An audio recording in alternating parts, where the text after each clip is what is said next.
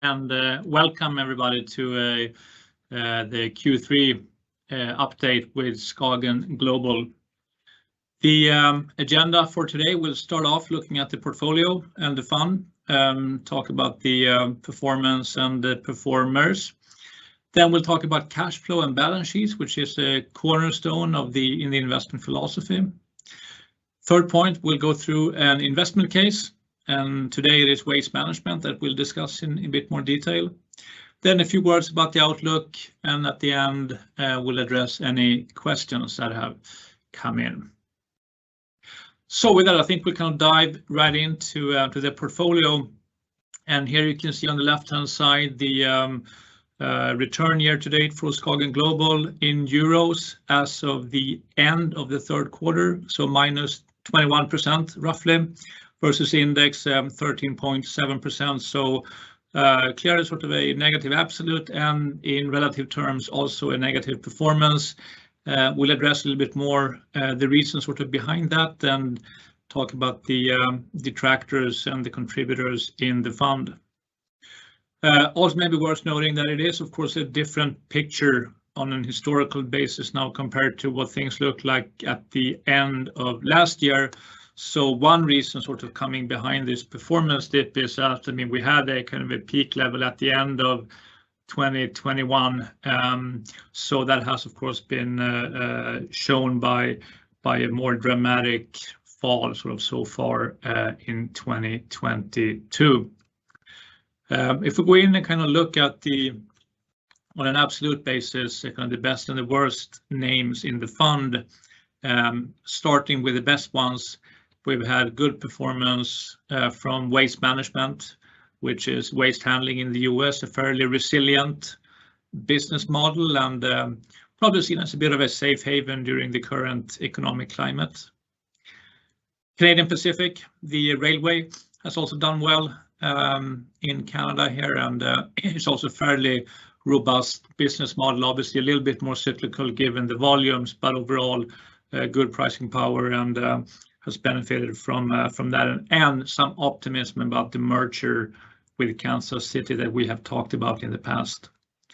And then number 3, Dollar General, a new holding in the fund from earlier in the year, which is a low-cost store in the US, clearly also benefits from people trading down when it comes to buying their household products. Then moving over to the right-hand side and looking at the worst performers, we have DSV, the Danish freight forwarder, being the worst name in the fund. Not entirely surprising given what's happening with the economy. This is logistics. It tends to have a cyclical component to it. But we would add that we haven't seen anything in terms of poor performance from an operational point of view. Actually, we think that the company is doing and handling the situation pretty well, and we have been adding more to this name because we see a very attractive risk reward when we look a few years into the future. Second worst detractor is Adobe. Adobe, the creator of sort of a creative tools software in the US, and what happened here was that fairly recently Adobe made a large acquisition. They paid about $20 billion for a competitor in the collaborative kind of web design space. And that was taken poorly by the market. The share price declined quite a bit after that purchase. And we share the market's disappointment with this. Obviously, the jury is still out whether this is going to be a good or a bad acquisition in the long run. But we thought there were two things that were negative with this. One, the price tag, it was pretty steep, and we thought there was maybe not the typical prudence when it comes to capital allocation that we would have liked to see and that we have seen in the past. And the second part being that if Adobe is a world leader in creative tools, why haven't they developed this capability in-house over the past decade? The company they purchased, Figma, was founded basically a decade ago, and we would have thought that Adobe could have more cheaply develop the same tools in-house during this time period. So that kind of raises some question marks, and we are evaluating this investment case. It's obviously, as you can tell, not the same level of conviction as it used to be. And then the third one worth mentioning here, Nike. Nike, they have about 20% of the sales in China. We know the China lockdowns continue. That has been a negative driver, negative impact for Nike. Plus, we've seen higher inventory levels, which is a phenomenon observed for most retailers in the current environment, as supply chains, were pretty constrained. Now they're easing up here, but those are sort of the reasons behind it. But otherwise, nothing immediately worrying in that investment case. So with those comments, kind of looking at what has changed in the fund so far this year, and we can say that during the third quarter, there were no new positions coming into the fund, and there was also no position leaving the fund. So this chart looks the same as it did before the summer, with the insurance broker Marsh & McLennan coming in earlier this year, as well as Dollar General. And on the exit list, as we have said before, Munich Re, the German reinsurer, we sold that position as it was approaching our price target. So we stayed disciplined. And the other names here, I mean, they had different question marks operationally. And given that we saw some pretty big declines in other parts of the fund, we chose to concentrate the capital, taking it out of the lower conviction IDs and beefing up some of the higher conviction IDs. So that's the status on that one. And then when we look at the top 10 list, this is end of the third quarter. You have the names on the left, the position size. We often talk about how these numbers should reflect in quantitative terms what we talk about in qualitative terms. So competitive edge, we do have good margins, good returns, or much higher than what you have in the average company in the index. Our balance sheets are very strong, and we also see a pretty compelling upside at this point, given the significant pullback that we've seen so far in the share prices this year. Remember that this is kind of the upside on a 2 to 3 year view from today. So with that, we wanted to today, given that there is a lot of worries out about the economy, which are well-founded, kind of bring your attention back to our kind of simplified, but the investment framework that is consistent, that we follow for each and every investment. And two parts that we haven't spoken as much about in the past, in part because we haven't gotten many questions on them when things have been going well in the market, are the two on the bottom here: balance sheet strength and cash flow generation. And we wanted to highlight them today and give you sort of an assurance of how well capitalized the companies in our portfolio are. Why do we think this is important? Well, this is a graph showing you if a stock would go down by this amount in percentage terms, how much does it have to go up just to recover, basically to get back to the break-even point. So for example, if a stock goes down 50%, it has to go up 100% to make it back from that decline. And obviously when these numbers, when the declines start to get very large, you can see that the mathematically the upside kind of required to come back is very, very high. So needless to say, you obviously want to avoid getting into these sort of big traps. And there's of course no guarantee ever, but we do favor companies that have these conservative debt levels. And back in May, we went to the Capital Markets Day of DSV in Copenhagen. And during his initial remarks or opening remarks, the CEO talked about how the company was very, very well capitalized, far below its debt level targets. And that is obviously music to our ears. But looking maybe a little bit more closely at the fund, taking most of the large positions and trying to gauge the debt level, which you have to put in perspective by comparing it to something else. We think the free cash flow is a good way to understand sort of how exposed or how well capitalized a company could be or would be. This graph shows you then for each company the dark blue, navy blue bars, the free cash flow on an annual basis in 2021. Obviously positive for all the companies, which is something that we also emphasize and hopefully growing going forward. Then we look at the debt levels, the net debt in the company. This is the lighter blue bars. And just a comment, if this number in the light blue is negative, as it is for Microsoft, Google, Accenture, and Edwards, then the company is net cash on the balance sheet, meaning that it does not have any net debt on there. Yeah, so that's obviously a very, very strong position. But other companies, as you can see up here, they have a bit of debt on their balance sheet. And then to understand, is that a lot or a little? If you kind of take the debt that they have and you divide that by the cash flow that they generate on an annual basis, you get an approximation of how long time it would take for a company to become debt-free. That's what you can see in years in these orange bars. So if it's zero, of course, you're already net cash.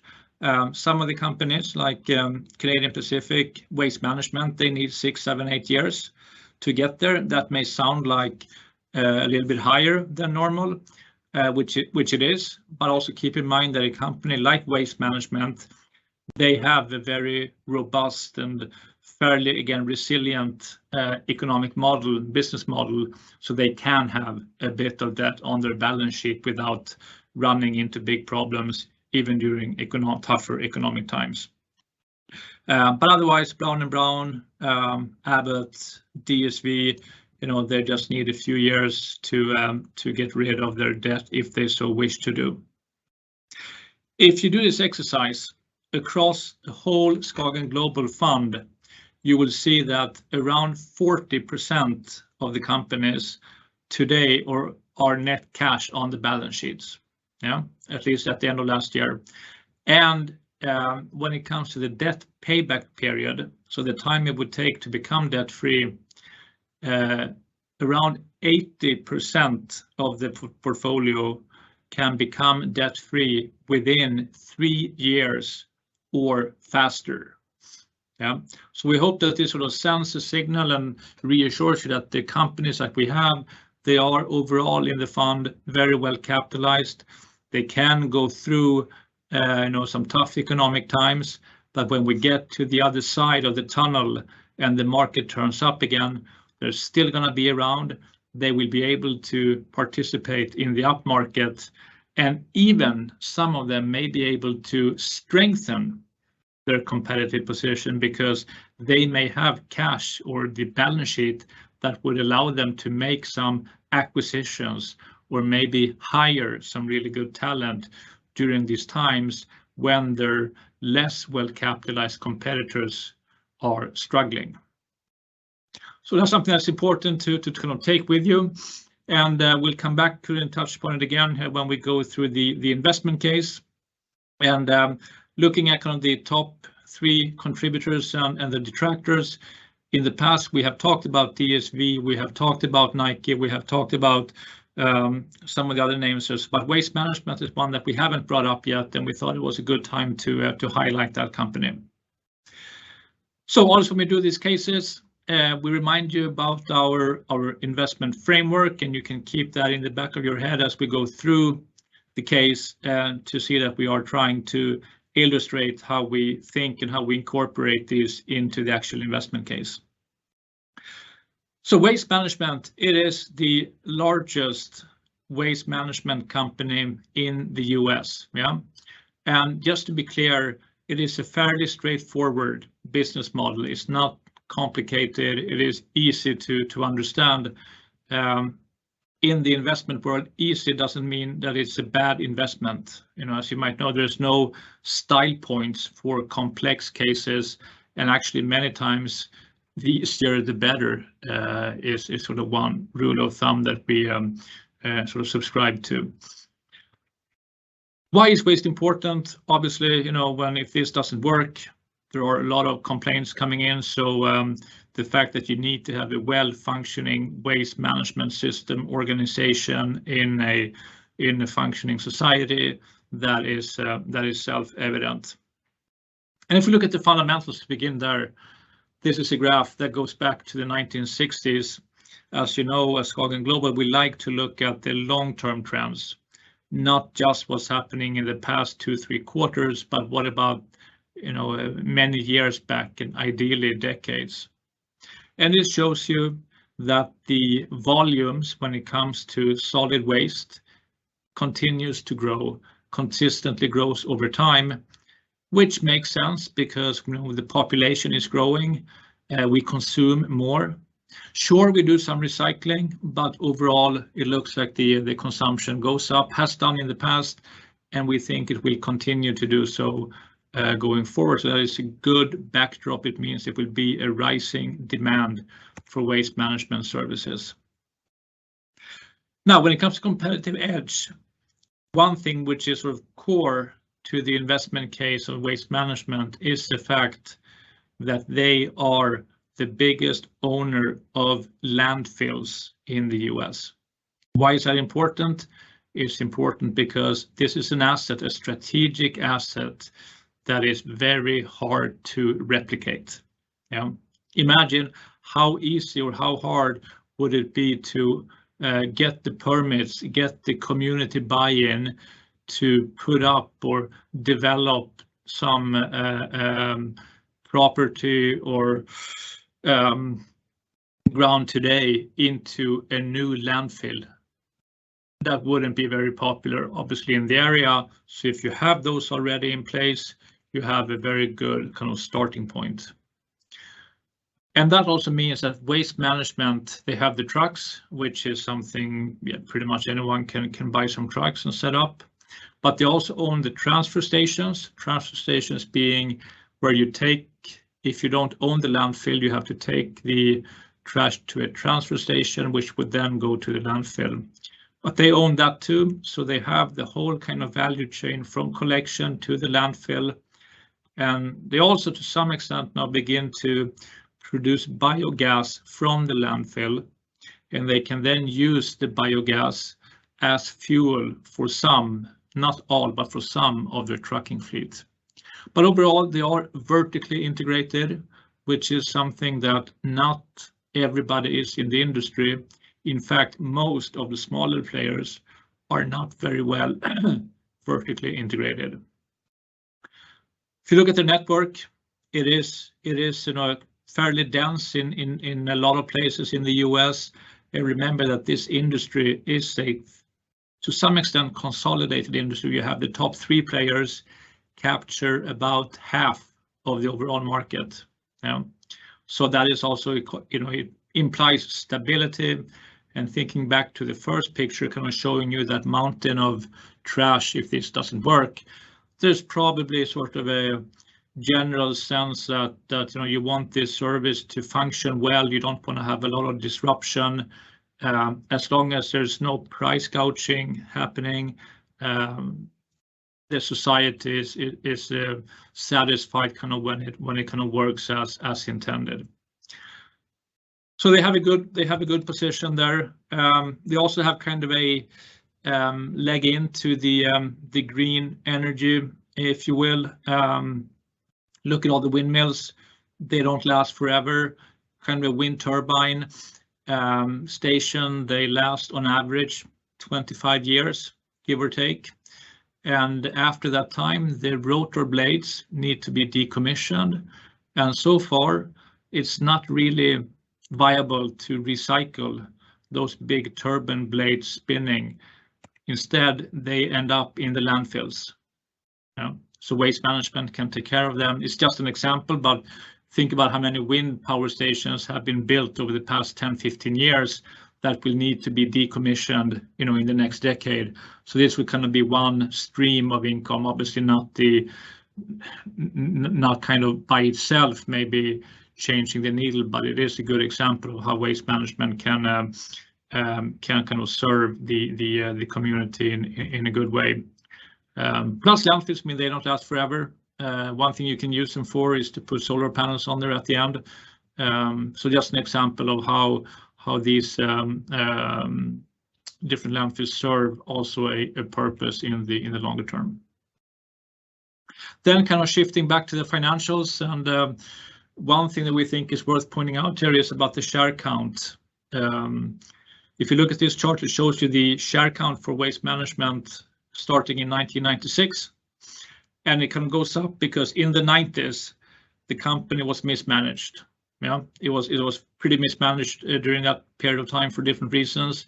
But after the millennium shift or the start of the new century, it has become much better. And now the history goes back more than 20 years. And if you look at this graph and we zoom in on this part of it, you can see that we've had the share count going from basically 600 to 400 roughly over the 20-year period, so a 30% lower share count due to buybacks and due to not being overly generous with shareholders' money by issuing new shares. So this is a picture that we like to see, for our companies. It shows you, a type of financial discipline. And of course, it is also a driver that helps you grow the earnings on a per share basis over time, which you can see in this graph. Tells you that, it doesn't go up every single year, but over time it is sort of a steady grower, which is good for a kind of a long-term patient investor. And just to kind of tie it back to the balance sheet and the cash flow again, the green bars show you the net debt to EBITDA on a 20-year period roughly, and you can see that it's been pretty consistent in the 2.5 times, about 2.5 to 3 times, which is a solid balance sheet strength for a company like this. And at the same time, the free cash flow per share, which we think is maybe the purest financial metric to look at, hard to manipulate, firm cash that will then be reflected in the share price, has also gone up over time. Again, not in a straight line, but over time kind of climbing nicely upward. So then you may ask, how has the share price performed? Well, again, going back, the long history, we look at this since September 2002, the stock has gone up 14x. That's about 15% per year. And is that much or little? Well, looking at the world index over the same period of time, also measured in NOK, it has been up 6 times or 10% per year. So it's a huge difference, in terms of what the share price has delivered. Of course, it is backward looking. It may not be the same looking forward, but when we look at the fundamentals, we look at how it's managed by the executive, what the financials look like, valuation, we think that it is well positioned to continue to perform well over time, although it's not the most exciting company. So that's a few words about the case, and then I wanted to kind of wrap up here by making a couple of just kind of showing you a couple of graphs here about the market overall, and must maybe try to assure and as a help with the mental strength that is often needed during these severe market downturns, that there have been many crises in the past. Here are some of them going back to 1987. They rarely feature in the media today, but they were of course very, very big focal points when they were happening. The market though has recovered from those recessions. This shows you the global index, MSCI World, all countries going back to 1988, and you have the red cylinders in here. They illustrate US recessions happening during this time. Yeah, of course, market goes down and goes back up again. That's what's happened. And interestingly, if you look at the bottom here, we have added the data of the total return per year, per calendar year, in the world index during this time period. Of course, a big dip here in 2008, but then a pretty nice period here until this year when we are down. Yeah, I think actually even more than 25% today. This was at the end of September, so maybe 26, 27 kind of currently, which is a big number compared to what you've seen, going back all the way to 1988. That's not to say that we're trying to call a bottom, but we can see that at least a good deal of the froth has been taken out of the market, and if the market could recover after the IT bubble, after the financial crisis, we think that it has a very good chance of also recovering after this energy and inflation crisis. And I'll finish with this slide that, again, taking the long term, looking at the number of companies in our portfolio, they have a history which shows that they have been through a lot of crises during their lifetimes. I mean, some of our companies go back to the 1800s. They have survived 2 world wars and numerous crises since that time, and they have often grown stronger coming out of the crisis. And we think that, again, if they have been able to withstand these different storms in the past, they will make it through the current crisis as well, and then come back and hopefully deliver an attractive return to the patient shareholders who've been sitting through while there was a temporary downturn. So we hope that kind of gives you some reassurance. We'll see what the Q3 reporting season brings. We've had pretty good reports during Q1 and Q2. That hasn't been reflected in the share price, but as they go down, if they continue to deliver, it just makes the upside and the long-term case more attractive. So I think I'll turn it back then to our host, Ole Christian. Thank you very much indeed, Knut. And we have received a question during your presentation. So obviously, inflation is a huge theme amongst investors these days. But do you have any thoughts on when both the ECB and indeed also the Fed will sort of reach the top? Sort of what's in store when it comes to interest rates?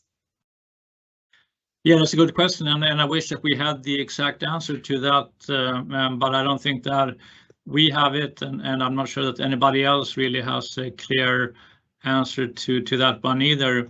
But we suspect that it could be something coming up with inflation, and I wanted to kind of, into that case, show you a graph here that goes back to the 1970s, and the reason this is relevant is because currently, we're facing high inflation combined with what looks like it's going to be low growth, and that's a stagflation scenario, which is what the central banks are fighting. And we have really only seen this at one point before in history, which is in the 1970s. And without going through all the details of this graph, but to kind of tie it to the question, the blue line here shows you what the inflation is, the US inflation, and the white line, which is the S&P index. And one thing that you can see here, if you look during the two kind of peaks during the 70s, was that once inflation hit a peak, the market turned pretty quickly and violently upward. So basically, when the market sense that this is sort of the peak inflation, even though the central banks hadn't necessarily acted yet, the market turned. So it means that when you will have the central banks come out and say that now we are changing or now we're pivoting, that is, we think, likely too late. I mean, at that point, the market will probably already have run ahead and taken a big jump up from the bottom. So the key is to focus maybe not on when will the Fed pivot or say it's enough, but when will market expectations essentially flatten out and begin to fall again? And that's a hard game to play. It is a macro call. We don't think we can do it, but it's worth sort of keeping an eye on that if you want to get some insight into how and when the central banks may say that enough is enough.